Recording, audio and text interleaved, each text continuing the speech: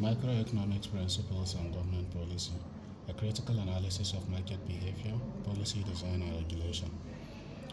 Microeconomics serve as the analytical backbone of modern policy design. It explains how individual agents allocate scarce resources under constraint.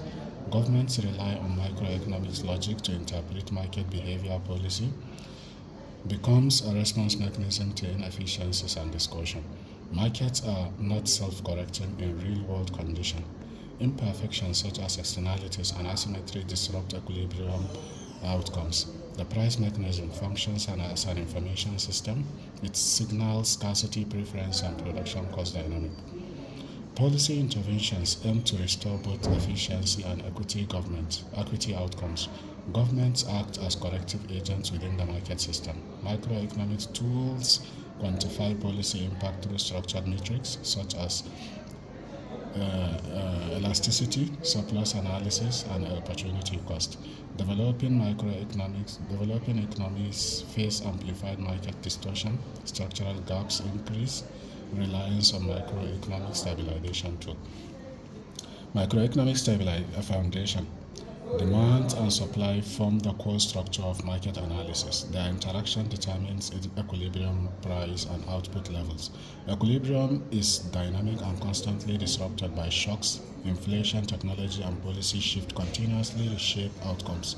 The price mechanism operates as decentralized information flow distortion, weakens its ability to allocate resources efficiently.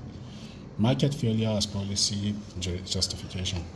Market failure occurs when free market misallocates resources. This leads to inefficiency and welfare loss in the economy.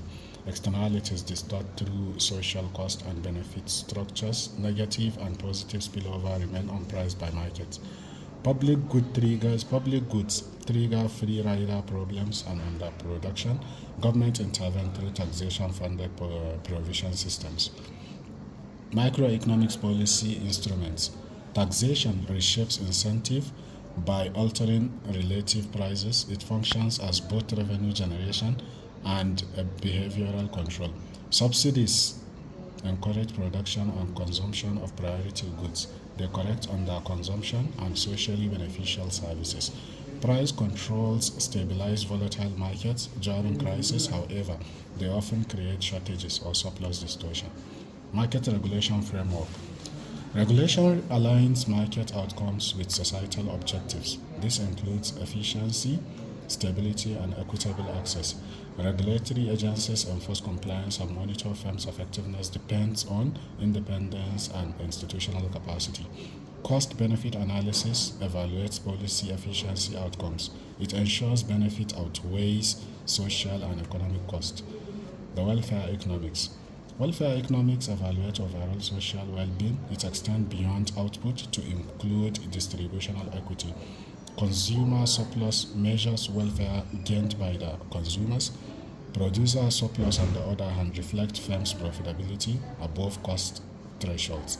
Deadweight loss represent efficiency loss in distorted market. It quantifies economics value destroyed by intervention. The government failure. Government failure occurs when intervention worsens outcomes. Policy may introduce inefficiencies beyond the market failure. Information constraints limit accurate policy design decisions are made with incomplete or delayed data.